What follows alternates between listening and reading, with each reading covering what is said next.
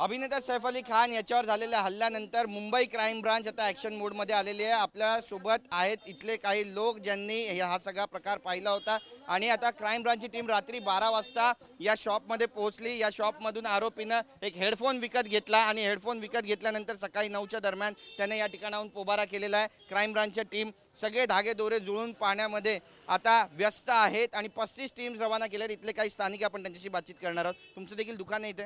आमच्या ऑफिसमध्ये आलेली रात्री सीसीटीव्ही कॅमेरे चेक केले।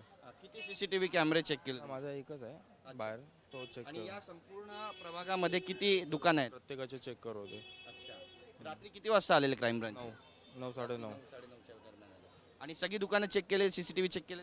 लाईन चेक करत होते, जिथे ते भेटेल तिथे चेक करत होते। माहिती मिळते की याच दुकानामधून त्याने हेडफोन विकत घेतला। सकाळी 9ची वेळ होती आणि हेडफोन विकत घेतल्यानंतर मग तो निघाला।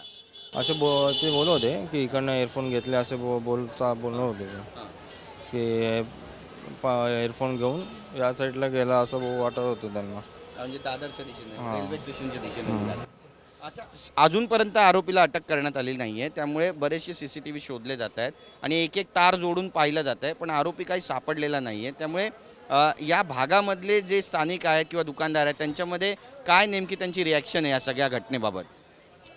काय नाही, ते आता ते सीसीटीव्ही कॅमेऱ्यामुळे पोलिसांना म्हणजे पकडण्यासाठी काय म्हणजे लवकरच पकडतील आरोपींना, किंवा भीतीचं वातावरण आहे या संपूर्ण भागामध्ये? ते काय सांगता नाही। आपण पाहतोय या ठिकाणी आपली भूमिका मांडलेली आहे आणि त्यासोबतच इथले जे दुकानदार आहेत त्यांचे जे सीसीटीव्ही आहेत ते आता तपासले गेलेले आहेत आणि या सीसीटीव्हीच्या माध्यमातून आता पोलीस आरोपीच्या मागावर आहेत। आरोपी नेमका कधीपर्यंत पकडला जाईल, हल्ला करणारा कधीपर्यंत पकडला जाईल पाहणं महत्त्वाचं ठरेल। Camera person Siddhesh Naik sir, Girish Gaikwad, TV9 Marathi, Mumbai.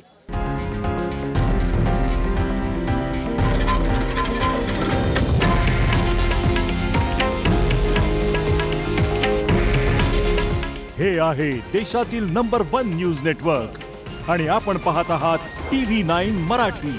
काळजी तुमची, हित महाराष्ट्राचं।